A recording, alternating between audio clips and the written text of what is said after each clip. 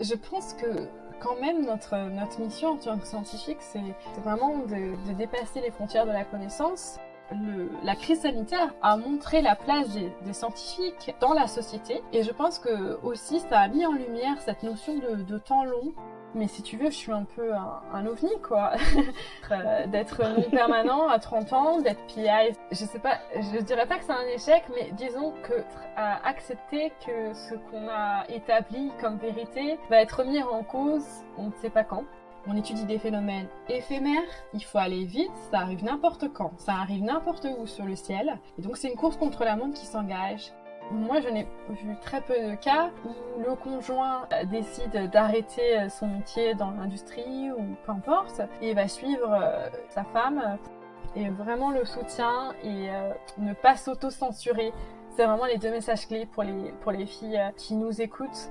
Parce que souvent, les femmes, si elles cochent pas toutes les cases des critères, elles se disent « c'est pas pour moi ». Je pense qu'il faut avoir le culot d'y aller. Je pense que si on se dit c'est possible, ça va arriver parce que c'est ma passion, il faut foncer.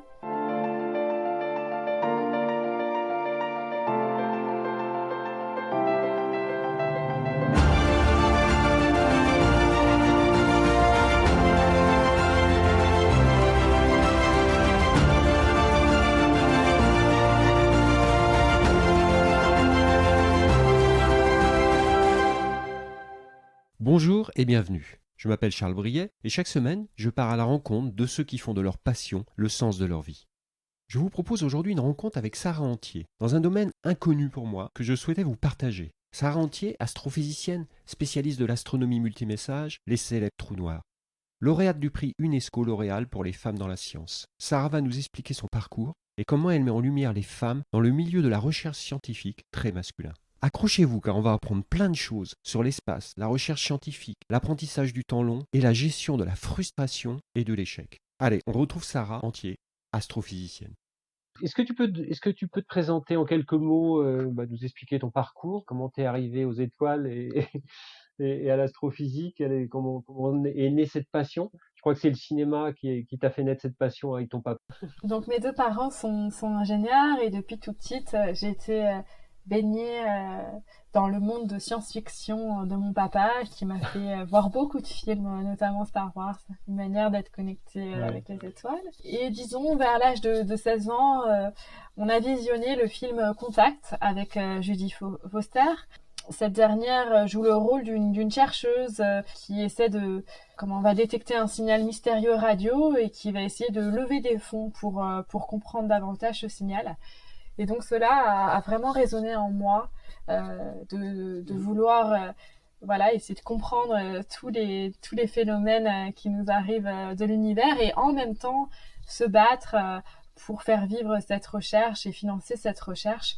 Et c'est vraiment le déclic que j'ai eu à ce moment-là. Et donc j'ai embrayé sur une terminale, un bac S. Et ensuite ce qui me passionnait vraiment et ce qui était aussi au centre du film Contact, c'est d'être au cœur de ces instruments impressionnants, scientifiques et de demain, comme elle pour les télescopes radio. Et c'est pour ça que j'ai voulu faire une double formation école d'ingénieur pour le côté ingénierie, le côté du traitement du signal qui est très présent en astrophysique. Et aussi de l'autre, le master d'astrophysique de l'Observatoire de Strasbourg pour avoir les notions sur les sources astrophysiques. Et c'est comme ça que je me suis retrouvée en doctorat au CEA Saclay, donc dans le sud de Paris, où j'ai fait ma thèse sur des phénomènes extrêmement violents, l'effondrement d'étoiles très massives. Et depuis, je n'ai pas quitté ce milieu. Et donc, cela fait 4 ans que j'ai fini mon doctorat et je travaille toujours sur ces phénomènes. C'est quoi l'effondrement des étoiles massives? En fait, c'est donc des étoiles comme notre Soleil. Le Soleil est une étoile. Oui. En fait, si elles ont une taille bien plus supérieure au Soleil, elles peuvent s'effondrer pour donner des phénomènes très violents comme les trous noirs. Et donc, lors de ces super soleils, en fait, à la fin de sa vie, elle implose sur elle-même et elle va produire un signal qu'on étudie avec des télescopes spatiaux, puisque ce sont des rayonnements gamma et que le rayonnement gamma est arrêté par notre atmosphère. D'accord. Et tu as été témoin, toi, de ça déjà? Oui, oui, on y en a à peu près, on en détecte avec les observatoires spatiaux que j'étudie au quotidien. On en détecte à peu près 300 par an. Voilà. Ah oui, quand même, d'accord. Donc en fait, c'est des étoiles qui disparaissent, c'est ça? C'est des étoiles qui implosent et après on peut observer, Qui implosent. sur tout le spectre de la lumière, on peut observer leurs résidus. Et du coup, là, tu parlais que je travaillais dans l'astronomie multimessager. Donc là, j'ai beaucoup parlé de la Oui. lumière. Mais en fait, l'idée, c'est d'étudier ces phénomènes, mais avec un autre messager supplémentaire, les ondes gravitationnelles. Et il faut savoir que la première détection directe d'ondes gravitationnelles était en 2015, prix Nobel en 2017 pour cette détection par la collaboration internationale dans laquelle je travaille, LIGO Virgo. Prix Nobel attribué à 3 chercheurs qui ont vraiment aidé dans les années 70 à faire démarrer cette collaboration. Et donc l'idée, c'est d'étudier ces phénomènes très très violents, l'effondrement d'étoiles très massives, mais aussi la collision de résidus d'étoiles, que sont les trous noirs ou les étoiles à neutrons, avec ces messagers, la lumière d'un côté et les ondes gravitationnelles de l'autre. Et du coup, ces recherches-là, ça vous permet de faire quoi par rapport à ça? De pouvoir situer la distance entre certaines étoiles, de pouvoir prédire des choses peut-être ou... Ces études-là, ça permet d'améliorer notre compréhension de ces événements, donc c'est bien pour Ouais. l'astrophysique. Il faut savoir par exemple que les ondes gravitationnelles vont nous donner des informations que la lumière ne peut pas nous donner. Par exemple, la masse des étoiles, des trous noirs ou la masse des étoiles à neutrons. La distance est fournie par le signal d'onde gravitationnelle qui nous arrive et on peut revenir sur comment les détecter sur Terre parce qu'on ne va pas utiliser un télescope classique. Hein. Et de l'autre, la lumière, elle va nous fournir des informations sur la matière qui a été éjectée au niveau de la collision par exemple des deux étoiles à neutrons. Et donc ça nous renseigne par exemple sur la nucléosynthèse. C'est quelque chose qui fait sens à beaucoup d'entre vous puisque c'est là où on peut essayer de comprendre d'où vient l'or, d'où vient les matériaux, les métaux, etc., etc. Et c'est bien au cœur de ces phénomènes super violents qu'on peut comprendre d'où viennent tous les éléments que l'on connaît sur Terre. Donc voilà, ça c'est l'aspect astrophysique et de physique nucléaire. Et un troisième pan qui fait sens aussi dans cette étude, c'est pour la cosmologie, tout ce qui est expansion de l'univers, etc. Ça apporte aussi des informations sur ça. Ça drive pas mal de choses de la physique. Alors, expansion de l'univers, j'ai des questions qui sont un peu de béotien, mais voilà, c'est pour que tout le monde puisse comprendre. Voilà, on n'est pas forcément au même niveau, au même niveau sur cet apprentissage. Donc, quand tu parles de l'univers, exactement. C'est-à-dire que notre univers est en expansion, c'est-à-dire que les galaxies, nous, notre galaxie, elle s'appelle la Voie lactée, hein, mais les galaxies s'éloignent toujours les unes des autres et de façon accélérée. Donc en fait, ça permet de vraiment comprendre la cosmologie, c'est vraiment pour comprendre l'univers comme quelque chose à étudier en fait. Voilà, comme un tout. Je voulais juste revenir aussi sur quelque chose qui est intéressant aussi, c'est que dans nos laboratoires, je pense que certains connaissent le CERN, où on va faire accélérer des particules pour comprendre comment est la matière. Mais là, en fait, les événements que l'on étudie sont tellement violents qu'on ne peut pas reproduire ces caractéristiques sur Terre en laboratoire. Et donc là, en fait, ça permet de tester les lois de la physique que l'on connaît, qu'on étudie et qui nous régit dans des situations extrêmes. Et donc ça, c'est super intéressant parce que ça vraiment permet de comprendre notre physique. Et là, vous travaillez en équipe dans le monde entier, en fait. Hein, vous travaillez en transverse, en fait, entre plusieurs équipes, entre plusieurs chercheurs, et vous partagez ce que vous trouvez et tous les résultats de vos études, c'est ça, en permanence? Exactement. Donc la collaboration qui est à l'origine de cette première détection d'ondes gravitationnelles s'articule au travers de 2 grosses collaborations, encore une fois. L'une est américaine et l'autre est européenne. Et il a fallu mettre les forces en commun, ça représente à peu près plus de 1000 chercheurs, cette collaboration, pour essayer de construire ces instruments capables de détecter les ondes gravitationnelles provenant d'événements situés bien au-delà de notre galaxie. Et du coup, oui, on travaille de concert avec ces chercheurs du monde entier. Il faut aussi souligner que ces phénomènes que l'on étudie, en fait, arrivent n'importe quand et ils sont éphémères. C'est-à-dire, par exemple, qu'un signal d'onde gravitationnelle, il va durer qu'une demi-seconde pour une collision de trou noir ou quelques dizaines de secondes pour une étoile à neutrons. Et pour ce qui est du flash lumineux, de la source qui vient de ce phénomène, en fait, elle n'est que visible que pendant quelques heures. Donc on comprend tout l'intérêt de collaborer pour pouvoir collecter le plus d'informations du point de vue des ondes gravitationnelles et du point de vue de la lumière pour mieux comprendre ces phénomènes. Oui, et puis il y a plusieurs endroits de la Terre, exactement. Je pensais que vous étiez beaucoup plus en concurrence, moi, entre les chercheurs, entre les pays. Je pensais qu'il y avait beaucoup plus de concurrence, que chacun cherchait un peu de son côté et essayait de trouver le premier par rapport aux autres. Mais a priori, là, c'est plus de la collaboration. Donc en fait, il y a deux, on va dire oui et non, dans le sens où il y a deux façons de procéder. Donc on a bien compris, l'astronomie multimessager, c'est un peu au carrefour de l'astronomie et de la physique. Pour ce qui est de la physique, comme ce qui est fait au CERN, les grandes collaborations d'astroparticules et de physique des particules, il faut collaborer ensemble pour faire ces instruments de pointe.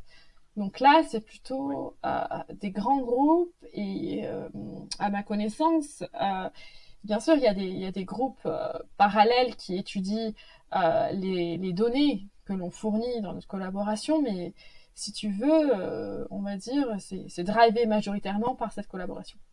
Pour ce qui est de l'astronomie, par contre, c'est plus régi par des petits groupes, des groupes d'une dizaine de personnes qui vont transmettre leurs résultats d'observation de la source X ou Y à travers des publications. Et cela va être discuté, amélioré au travers d'une autre publication publiée par un autre groupe. Donc moi, ce que j'ai essayé de faire, puisque j'espère que c'était compréhensible, mais on étudie des phénomènes éphémères, il faut aller vite, ça arrive n'importe quand, ça arrive n'importe où sur le ciel. Et donc c'est une course contre la montre qui s'engage.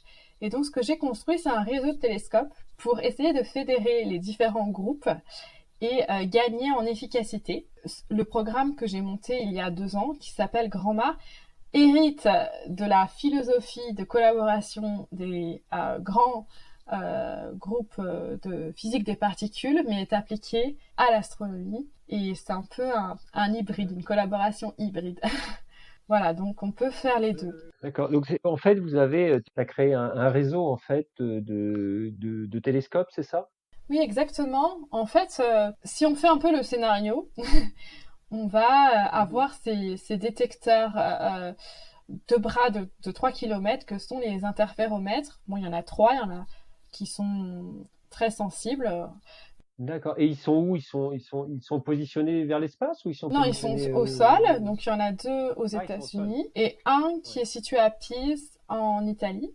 Et donc, ces derniers, en fait, la lumière va au passage de l'onde gravitationnelle qui arrive donc du cosmos et qui arrive sur Terre. En fait, il y a un laser qui va passer dans les 2 bras de la perpendiculaire et la lumière du laser va passer dans l'un des bras et dans l'autre. Et en fait, le chemin parcouru par la lumière du laser va être différent dans l'un des 2 bras. Et c'est cette différence du chemin optique qui va permettre de comprendre qu'une onde est passée et de mesurer les propriétés de cette onde. Une fois qu'on a fait ça, alors on voit bien que l'onde va arriver dans un détecteur, dans un interféromètre, et puis elle va arriver quelques millisecondes plus tard dans un autre détecteur, puisque l'onde se propage à des vitesses proches de celles de la lumière, enfin à des vitesses celles de la lumière plus exactement. Et donc c'est cette différence d'arrivée de l'onde dans les différents détecteurs qui va permettre par triangulation de retrouver où se situe la source. Mais sur le ciel, l'erreur de localisation va être très importante. Donc, par exemple, ça peut être jusqu'à 1/4 du ciel que l'on peut voir lorsqu'on observe le ciel la nuit, quoi. Et donc le problème, c'est que les télescopes ont un champ de vue qui est un peu trop étroit. Puisqu'en fait, par exemple, nous, on peut être déjà des télescopes, entre guillemets, en juste levant les yeux. Et donc, nos yeux ne sont pas assez sensibles pour voir ces phénomènes assez lointains, en fait. Et donc, il faut des télescopes, et disons que la plupart des télescopes, ils ont un petit champ de vue pour voir très loin. Et donc là, on comprend tout l'intérêt. Ok, on a une alerte. La source est éphémère. On peut pas parcourir toute la zone de recherche fournie par le signal d'onde gravitationnelle pour avoir le signal lumineux associé. Et c'est là que j'ai créé un réseau avec le soutien des chercheurs du CNRS qui va permettre de coordonner les observations. C'est-à-dire que chacun des télescopes va regarder une petite zone de la zone de recherche pour essayer d'identifier le signal associé aux ondes gravitationnelles et de collecter l'information lumineuse. Et là, on est à quelle distance à peu près? On est à des millions d'années-lumière? Ouais, des millions d'années-lumière, ouais. Ouais. Bien au-delà de notre galaxie. Et vous allez de plus en plus loin? Il y a des limites, il y a les limites de nos possibilités d'études, c'est ça, non? En fait, pour l'instant? Exactement. Donc, comment fonctionne ce programme scientifique? En fait, on fait des campagnes d'observation, c'est-à-dire que on dit OK, on va loquer nos interféromètres, c'est-à-dire on va prendre des données, on va observer, on va détecter des alertes, on va transmettre ces alertes aux astronomes qui vont observer le ciel visible, et on fait ça pendant un an. C'est ce qui s'est passé de avril 2019 à mars 2020, suspendu à cause du Covid, la crise sanitaire. Et une fois qu'on a fait ça, on va ouvrir, entre guillemets, nos instruments, on va les perfectionner, ça va prendre 1 an, 2 ans, et après, on aura comme une sorte de nouvel instrument qui va permettre de voir plus loin, et donc on détectera des événements en plus grand nombre, puisque voir plus loin dans un volume, le nombre d'événements étudiés est plus important. Et du coup, c'est comme ça que ça avance, et pour les télescopes, c'est un peu près pareil, sauf qu'en général, on peut pas upgrader, on peut upgrader, mais soit on upgrade, soit on fait par exemple des missions spatiales pour les envoyer dans l'espace, où là, il faut tout repartir de zéro, il faut construire un nouvel instrument. Waouh! Et à chaque fois, c'est la course pour aller encore un petit peu plus loin et ouvrir encore le spectre de vision, c'est ça en gros? Ouais, exactement. En fait, ce qui m'anime, c'est le fait que ça marche un peu en cycle, dans le sens où on va essayer de créer des nouveaux instruments plus sensibles, qui vont parcourir plus tout le spectre de la lumière, etc., etc. Bon, ça prend déjà 10 ans pour des petites parties de l'instrument. Ensuite, il faut convaincre l'Europe, la France de vraiment porter le projet. Et là, il y a beaucoup de projets qui finalement n'aboutissent pas. Bon, une fois qu'on a le go en astronomie, on va avoir du soutien de CDD, d'ingénieurs, etc., etc., du CNES, si c'est un télescope spatial, et on va travailler, ça prendra bien 10 ans. Voilà, donc le projet peut se répartir sur 20 ans, et ensuite on va exploiter nos données 10, 20, 30 ans. Et en fait, le nerf de la guerre, ça va être le financement, je suppose, non, de ces projets-là? C'est pour ça qu'il y a des projets qui aboutissent pas? Oui, c'est ça, c'est que y a très peu d'argent, puisque je rappelle, Charles, que je suis en physique fondamentale, c'est-à-dire qu'il y a très peu d'applications qui directement où on voit qui vont permettre de rapporter de l'argent. Il y a très peu de connexions avec les entreprises. Bien sûr qu'on travaille sur des procédés qui pourraient intéresser l'entreprise. Notamment, moi, je travaille sur des algorithmes de détection de sources transitoires, que j'ai travaillé avec un chercheur de Londres qui faisait des méthodes pour détecter des brusques sursauts de changement d'action en bourse. C'est ça, alors que moi, c'était des bouffées de photons gamma. Donc voilà, il y a des ponts, mais c'est vrai qu'il y a quand même notre financement vient principalement de l'argent public et de l'Union européenne. Donc il faut vraiment se battre et une fois qu'on a le go, c'est vraiment bien parce que voilà. Donc un chercheur qui participe vraiment à une collaboration, il va peut-être faire 3-4 missions dans sa carrière. Ouais, dans sa carrière, c'est ça. Et là, on va rentrer dans une période de crise économique où là, les budgets vont pas être trop disponibles, je pense. Ouais. Disons que je le vois assez positivement. Bon, je suis de nature positive, mais c'est bien. je pense que quand même notre mission en tant que scientifique, C'est vraiment de dépasser les frontières de la connaissance. C'est quelque chose qui peut être utile pour tout le monde, aussi faire rêver. Et je pense que la crise sanitaire a montré la place des scientifiques dans la société. Et je pense que aussi ça a mis en lumière cette notion de temps long, en fait. Je sais pas si tu vois, mais beaucoup se disent bon, on remet en doute l'étude qui a été publiée il y a 2 semaines, et c'est tout ce fonctionnement en fait de la recherche qui est mis en lumière, c'est-à-dire que on va faire quelque chose pour arriver à un résultat qui sera peut-être remis en doute soit par nous-mêmes, soit par d'autres études qui ont peut-être vu une autre façon. Et c'est cette façon de procéder toujours dans la remise en cause de nos études et notre progression de notre connaissance qui vraiment, pour moi, me fascine, cette marche vers l'avant. Ouais. Donc je pense que il y aura peut-être des répercussions, mais en général, on s'en sort toujours. Surtout en France, ouais. on a peu de moyens, mais vraiment, on s'en sort bien, quoi. Enfin, je pense. Ouais, c'est bien.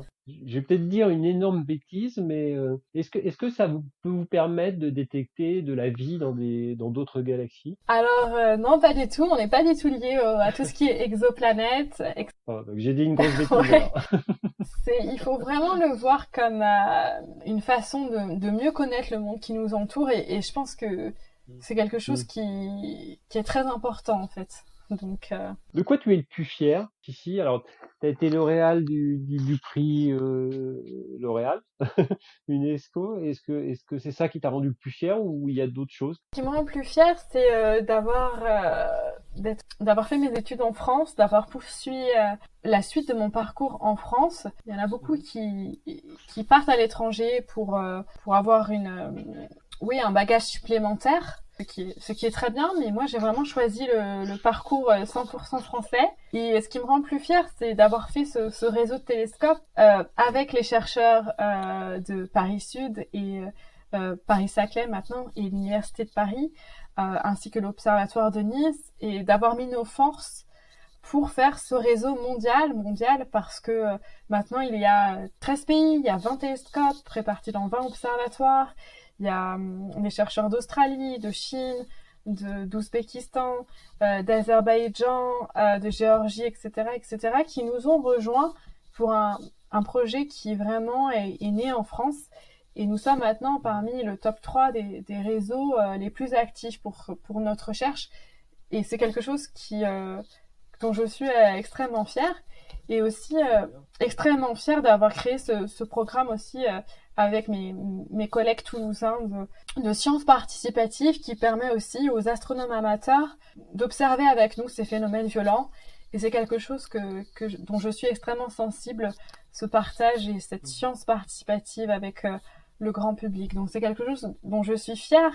Bien sûr, L'Oréal m'a permis de croire en moi, entre guillemets, de me donner une certaine visibilité, aussi de me donner une formation parce qu'on voit bien que là je suis chercheuse, je suis chef de projet, je suis visionnaire, et ça m'a permis vraiment cette formation que m'a donné L'Oréal et ce réseau de femmes enthousiastes, de croire en mes idées et d'avancer, et les résultats sont là au bout de 2 ans, comme je l'ai dit. Ah, c'est bien. Tu as la chance de faire des rencontres internationales entre tous les chercheurs? Il y a des moments, je sais pas, tous les ans, ou tous les 2 ans, tous les 3 ans, où vous vous retrouvez? Donc disons que je passe beaucoup de temps, voilà, comme je m'occupe de Ryan. Ryan a que 2 ans, donc je reste souvent en France. Oui. Il faut savoir que le métier de chercheur, avant la crise sanitaire, j'étais peut-être une fois par mois en déplacement professionnel pour les grands voyages, conférences, travail entre scientifiques. C'était à peu près une fois tous les 3 mois. Donc c'est pas une fois tous les 3 ans, c'est vraiment une fois tous les 3 mois. Ça me manque, évidemment. Mais c'est quelque chose qui est qui fait partie de notre ADN, je pense, d'astrophysicien. Parce qu'il faut bien se rendre compte que mon expertise que j'ai développée, celui qui est le plus proche, par exemple, de mon expertise, il est pas forcément proche géographiquement. Ça va être un Américain, ou bien un Indien, ou bien un chercheur chinois. Donc c'est vraiment comme l'astrophysique, c'est un domaine très vaste. En fait, il y a très peu de chercheurs très spécialistes dans notre domaine. Et donc, c'est pour ça qu'on est amené à voyager souvent. Comment tu gères le stress? Parce que tu me disais que c'est des phénomènes qui sont très très rapides, donc je suppose que faut être en alerte pratiquement tout le temps. Alors, je suppose que vous avez aussi des alertes. C'est stressant du coup? Est-ce que c'est assez quotidien ou pas? Donc oui, quand on était en campagne, qui a duré donc 1 an, c'était assez stressant. C'est-à-dire, enfin stressant, on va dire qu'on devait être en alerte, et les alertes, le ciel ne se plie pas à mon emploi du temps. Donc les alertes pouvaient arriver à 2 heures du matin, ou à 15 heures, ou juste avant le barbecue qu'on avait prévu avec mon mari et ses collègues, par exemple, qui n'arrange pas vraiment la chose. Mais la puissance d'un réseau et d'une collaboration internationale, c'est de s'organiser. Et donc ce que j'ai fait dans le réseau, c'est qu'il y avait des astreintes par pays.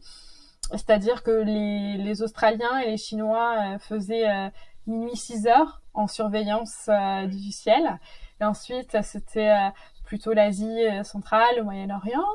Et ensuite, c'était les Français, les Espagnols pour la partie midi, minuit. Et du coup, c'était beaucoup plus facile de gérer que un petit groupe d'astronomie qui doit se lever à chaque alerte. Donc, tu pourrais me dire, bah, c'était combien le nombre d'alertes? C'est à peu près une par semaine, mais c'est une alerte qu'il faut suivre pendant 3-4 jours. Donc, c'est quelque chose qui peut prendre tout notre temps. Et en plus, comme tu l'as signé, on doit analyser les résultats, on doit écrire les articles, on doit former les doctorants, les étudiants, etc., etc. Donc, c'est que suivre une campagne avec des sources qui arrivent n'importe quand, c'est épuisant. Ce qui me stresse ce qui me rend un peu plus anxieuse, c'est sur et je pense qu'on va en revenir là-dessus, mais ces postes, en fait, donc en France, on a différents moyens d'être chercheur permanent, c'est-à-dire que on n'a plus besoin de se soucier tous les 2 ans de où on va atterrir. Et donc, on peut être embauché au CNRS, on peut être embauché à la PAC pour être maître de conférence ou bien être astronome adjoint. Et environ le nombre de postes, en fait, en France pour l'astrophysique, toutes confondues, c'est-à-dire exoplanètes, système solaire, soleil, etc. et hautes énergies. Moi, je fais partie des hautes énergies. C'est environ max, une vingtaine de postes par an. Et pour l'attractivité de la France, ils font compter aussi qu'il y a des chercheurs très talentueux qui veulent aussi avoir un poste permanent en France. Donc on peut dire que globalement, il y a à peu près 12 postes par an. Et du coup, il faut mettre ça en regard avec le nombre d'étudiants, environ, je dirais, 20 à 50 étudiants diplômés par an en astrophysique en France. Donc, en fait, on voit bien qu'il y a un goulot d'étranglement sur l'astrophysique. Je pense que c'est pareil dans d'autres milieux de la recherche. Et ce qui est stressant, donc moi, en tant que jeune maman, c'est de faire un métier passion, certes, mais tous les 2 ans, il faut trouver quelque chose d'autre, ou alors passer beaucoup de concours tout en continuant sa recherche. Et ça, c'est assez stressant parce que d'un côté, on veut faire des projets, on investit du temps pour des projets à long terme, et de l'autre, on est dans l'immédiat pour trouver des résultats convaincants pour pouvoir intégrer les grandes institutions comme le CNRS. Ça doit pas être simple. Alors, comment tu t'organises, toi, en tant que jeune maman? Alors, déjà, on est dans un milieu très, très masculin, c'est ça? Oui, exactement. Donc, L'astronomie, je crois que c'est ce que tu œuvres aussi pour mettre en lumière les femmes dans le milieu scientifique, quand même. C'est quelque chose d'important pour toi, je ouais, crois. c'est très très important parce que tout ce qui est astrophysique des hautes énergies ou astronomie multimessager, on est encore moins de femmes, on est entre 20 et 25. Pour ce qui est des ondes gravitationnelles, entre 20 et 25%. Et j'ai l'impression que depuis une vingtaine d'années, le nombre n'a pas forcément augmenté, ce qui n'est pas vraiment un signe positif. Comment tu l'expliques? Je l'explique plusieurs facteurs. Le premier, je pense que, voilà, on a un doctorat, on le finit à 26, 27. Comme je l'ai dit, il y a de moins en moins de postes. Et du coup, c'est un peu comme si on essaie de recruter plus tard, tu vois, à 31, 32 ans. Or, les femmes, tu veux, je pense, vers 30 ans ou quelque chose comme ça, aimeraient bien fonder une famille. Mais alors, faire 2 ans en France, faire 2 ans, après 2 ans aux États-Unis, 2 ans au Japon, si tu veux, ne favorise pas la stabilité du couple ou la stabilité d'avoir un enfant.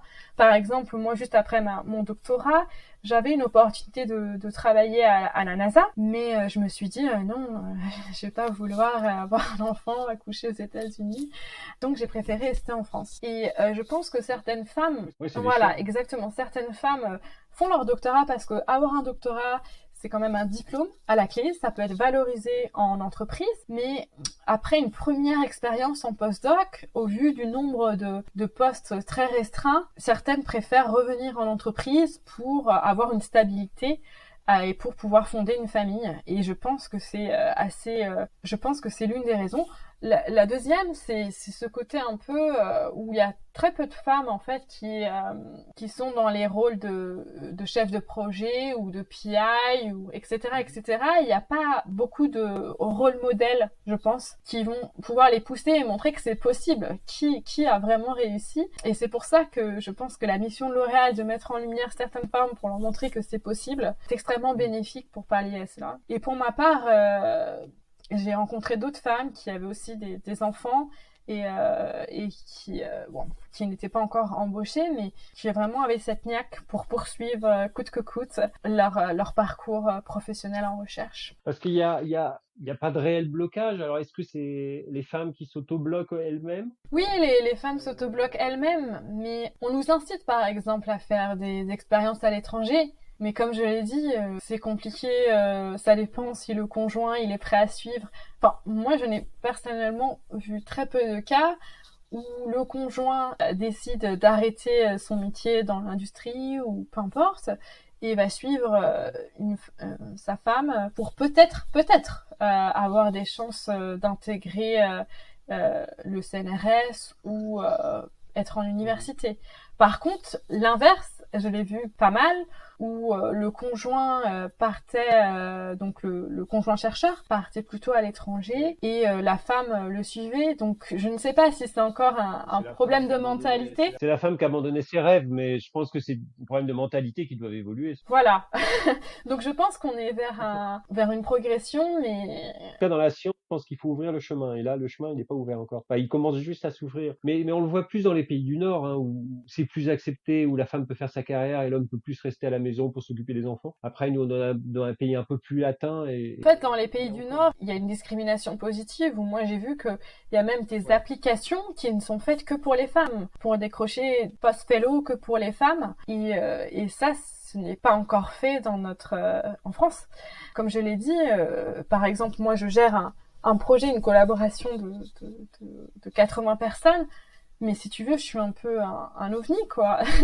d'être non permanent à 30 ans, d'être PI, ce qu'on appelle Principal Investigator. C'est comme dire chef, entre guillemets. Enfin, je ne devrais pas dire, mais parce que mes collègues du CNRS ont cru en moi, mais si tu veux, d'un point de vue structure, ce n'est pas trop le cas. Donc on est vraiment dans un cadre qui ne permet peut-être pas aux femmes de se retrouver, ou je pense qu'il y en a aussi des jeunes papas qui peut-être aussi, ou des jeunes qui refusent en fait de construire quelqu'un avec une personne au prix de la recherche. Donc je saurais pas dire, mais je pense que c'est vrai que là, il y a pas toute une diversité qui est représentée là-dessus. Alors, comment toi, tu arrives à ouvrir ce chemin, à ouvrir cette voie, alors? Parce que t'es chercheuse, t'es responsable, t'es maman d'un petit, t'as un mari, t'es pas toute seule non plus. Donc comment toi, t'arrives, comment tu t'organises pour pouvoir affronter tout ça et le faire avec réussite en plus? Je pense qu'il faut s'entourer de personnes qui te soutiennent. Et j'ai vraiment un grand support des chercheurs, du CNRS, des institutions, des autres pays aussi, parce que comme je travaille en international, si tu veux, les autres pays, notre problème français, qui n'est peut-être pas un problème, ils s'en contrefichent en fait, que j'ai un CDD, CDI, je ne sais quoi. Donc c'est vraiment ce soutien qui me permet d'avancer et ce projet, cette mission, avec ces idées nouvelles, je pense que quand on est visionnaire, quand on croit en son truc, on peut avancer. Et tu parles de l'autoblocage, je pense que le premier problème, c'est l'autoblocage. Je pense que si on se dit c'est possible, ça va arriver, voilà, ça va arriver parce que c'est ma passion, il faut foncer. Et ce que je veux dire, c'est que tout ce que je développe en compétences pour coordonner ce réseau, sur les analyses temps réel, sur le fait de travailler ensemble, je pense que rien n'est perdu pour l'entreprise.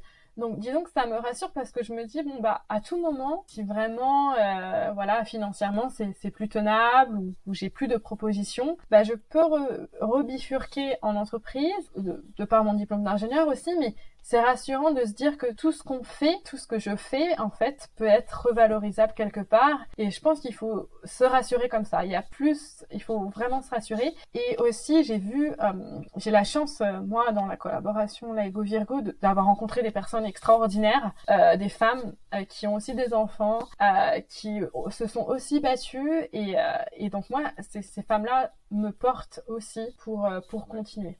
Donc c'est pas facile tous les jours. La crèche, c'est à 9h30, il faut l'emmener. Si Ryan était malade quand il avait 1 an, bah il fallait le garder. Mais il y a cette flexibilité en recherche qui permet de concilier les deux et le soutien de sa famille, de son mari qui aussi aide. Donc je pense que c'est juste. Ton mari est chercheur aussi ou il est dans tout autre domaine? Pas du tout. Justement, ça montre bien que tout est possible. Hein. Il travaille en entreprise, il est manager, voilà, il manage une équipe et donc bon, il comprend pas forcément ma passion, etc. Mais il accepte et voilà, il me pose des fois des limites pour pas que je monte trop vite et que je sois trop rêveuse, mais voilà, c'est possible de. Il y a un équilibre, vous avez trouvé votre nom en tout cas. Exactement. Et vraiment le soutien et ne pas s'auto-censurer. C'est vraiment les 2 messages clés pour les filles qui nous écoutent. Et je voudrais vraiment dire que si on revient au prépa, il n'y a pas non plus il n'y a pas 50-50 dans les prépas maths. Donc je pense que vraiment dès le départ, en terminale, il faut y aller. Il faut pas. Je pense que souvent les femmes, si elles cochent pas toutes les cases des critères, elles se disent bah c'est pas pour moi. Je pense qu'il faut avoir le culot d'y aller. Peut-être que ça me servira, peut-être que ça n'ira pas. On y va et après on verra bien ce qui se passe. Mais il y a vraiment de la place pour les femmes dans notre milieu de physique. Donc j'espère que. Ouais, complètement. C'est bien. T'es dans un milieu, la recherche. C'est un milieu où vous devez gérer l'échec en permanence presque. Alors, je sais pas si ce mot-là est peut-être un peu fort, je sais pas comment tu gères ça parce que plein de fois, je suppose, tu vas être en études, tu vas regarder, tu vas étudier et ça aboutit à rien. Et tu recommences et ça aboutit à rien, tu recommences, ça aboutit à rien. Je pense que c'est quelque chose qui doit pas être facile à gérer quand même. Donc oui, c'est vrai que je sais pas, je dirais pas que c'est un échec, mais disons qu'il faut être accepter que ce qu'on a établi comme vérité va être remis en cause, on ne sait pas quand. Et de même, tu me parles un peu par exemple, j'ai l'image d'un de mes amis chercheurs qui avait qui a fait toute sa thèse sur un détecteur ultra perfectionné et qui a passé du temps à le faire fonctionner et ça ne marchait pas quoi, c'était trop voilà. Et donc il y a cette frustration qu'il faut gérer, mais en général ce qu'on apprend c'est toujours quelque chose qu'on va accumuler et qu'on va transmettre. Et par exemple pour cette campagne 2019-2020 sur les ondes gravitationnelles, donc on a mis tout en œuvre pour détecter le signal lumineux associé à ces événements d'ondes gravitationnelles, et pas donc pas nous, pas les Américains, pas les Japonais, tout ce que tu veux, les 100 groupes internationaux, donc presque toute l'astronomie réunie, on n'a pas été fichus de détecter le signal lumineux aux ondes gravitationnelles, ce qui n'était pas le cas en 2017. Donc on se dit, voilà, qu'est-ce qu'on a fait de toutes ces observations ? Et c'est là où on a écrit un article qui a été highlighté dans Nature, qui a titré Nothing for Something, quelque chose comme ça. Du coup, en fait, quand bien même on n'a pas détecté la source, qui a été une frustration avec toutes les fois où je me suis réveillée la nuit pour essayer d'identifier, on a appris quelque chose parce que par exemple, cet exemple ici, ne pas détecter un signal, ça permettait de savoir des propriétés. Pourquoi on n'a pas détecté un signal lumineux à cette distance-là et encore d'améliorer nos modèles. Donc je pense qu'il y a toujours quelque chose à tirer de cet échec ou d'où ce non-résultat. Voilà. Et je pense que c'est une Ouais, en fait, façon ça, de penser, d'être. en fait, c'est pas un échec. En fait, c'est pas vu comme un échec. Et le mot de chercheur, en fait, il y a beaucoup de gens qui me disent, mais Sarah, est-ce que tu as trouvé quelque chose? J'ai peur d'aller dans la recherche parce que ça se trouve, je trouverai rien. Et c'est assez marrant parce que justement, le mot chercheur vient du fait que on a un point de départ que l'on sait, qu'on pense savoir, et on va se tourner vers l'avenir. Et c'est pour ça que c'est chercheur, parce qu'en fait, on reste souvent en point d'instabilité sur trouver, tu vois. Et du coup, c'est cette notion de chercheur qui est mise en avant, cette notion vers l'avenir. Et c'est ça qui fait toute la beauté peut-être de notre métier, et peut-être qui se traduit au quotidien, on va dire. Peut-être que on est un peu plus positif que les autres, mais voilà, et on peut prendre des années pour arriver d'un point A à d'un point B. Et je voulais aussi ajouter que moi qui suis très proche de l'instrumentation, en fait, il y a des fois, c'est marrant parce que pour demander des demandes de financement, on nous dit à quelles questions vous allez répondre et qu'est-ce que vous proposez, tu vois, pour convaincre. Mais des fois, on fait des détecteurs très très nouveaux pour répondre à une question A. Et en fait, on va pas répondre à la question A, mais on va faire une découverte extraordinaire qui n'avait pas de lien avec la question A. Et je pense que ça, la surprise, l'inconnu, parce que on fait des instruments ultra perfectionnés, c'est vraiment aussi un bonus en fait de la recherche. Et donc il y a aussi le unknown dont on parle, qui est aussi quelque chose pour moi qui m'anime. Et comment ça t'enrichit toi, dans ta vie personnelle? Disons que c'est une façon de vivre un peu l'astrophysique, dans le sens où le matin, je lis des mails qui arrivent des Américains et des Chinois, voilà, qui ont travaillé pendant qu'il faisait nuit en Europe, et d'échanger le matin avec les Chinois, d'échanger le soir quand les Américains se réveillent, et d'échanger avec les Français la journée, permet d'être un peu plus, citoyen du monde. Et c'est vraiment quelque chose qui m'enrichit, cette connexion avec tous ces chercheurs.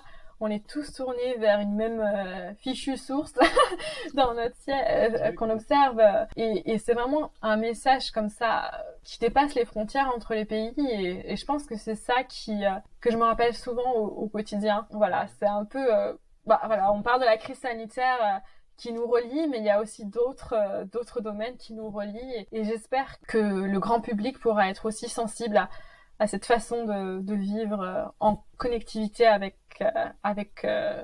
voilà, tous les citoyens du monde, et pour vraiment comprendre le monde qui nous entoure. Ouais, c'est très inspirant, même pour notre vie de tous les jours. Est-ce que, alors la petite fille de 16 ans qui allait voir Jodie Foster et qui rêvait d'être Jodie Foster, est-ce que tu as le sentiment d'être là aujourd'hui où tu devais être, où tu dois être? Non, j'aurais jamais imaginé que donc à 30 ans, j'aurais été à la tête d'une collaboration qui réunit autant de personnes.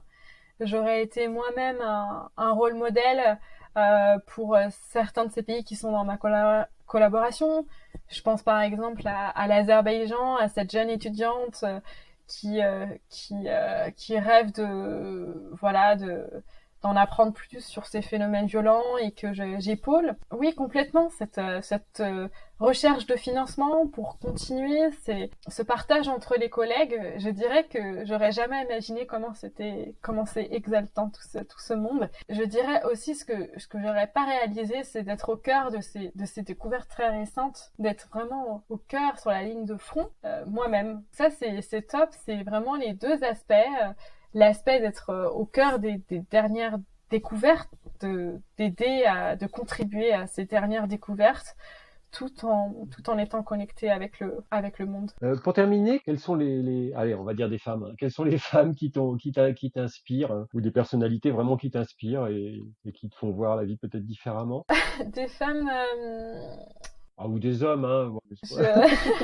j'en ai pas en tête. J'ai plutôt en tête les femmes scientifiques de ma collaboration qui me font rire parce que elles me disent qu'elles doivent suivre les téléconfs avec leurs filles qui font des dessins sur leurs mains en même temps, sinon qui lisent une histoire de crocodile en même temps d'écouter ces fameuses téléconfs, qui doit se lever à 5 heures du mat pour relire un article. Et c'est tout à fait ce jeu en fait entre être maman et être passionnée et être astrophysicienne.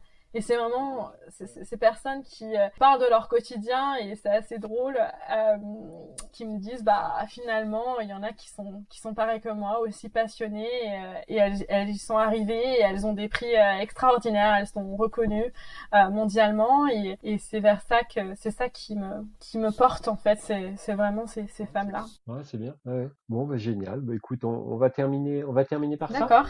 Je te remercie en tout cas de nous avoir fait partager et ton univers, hein, qui est un univers qui était inconnu pour moi et pour pas mal de gens, je pense. Mais justement, c'est intéressant. Et puis ton approche aussi de la vie, du partage, de la passion. Donc voilà. Merci à toi en tout cas, Merci. Sarah.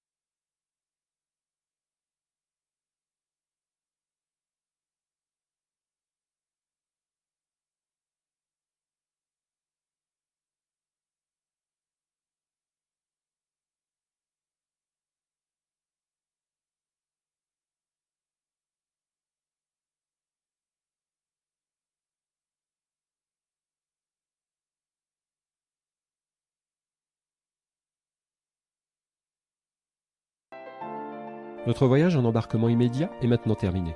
J'espère que cet épisode vous aura plu et inspiré, que ce soit pour vos projets actuels ou futurs, et vous aura donné envie de vivre votre passion. Pensez à vous abonner sur le site du podcast et sur vos plateformes préférées, et de noter avec un commentaire nos épisodes. À très bientôt pour un nouvel épisode et le partage d'une nouvelle passion. Et n'oubliez pas, l'impossible n'existe que parce que nous n'essayons pas de le rendre possible. Mike Horn. C'était Embarquement immédiat, tout un monde de passionnés.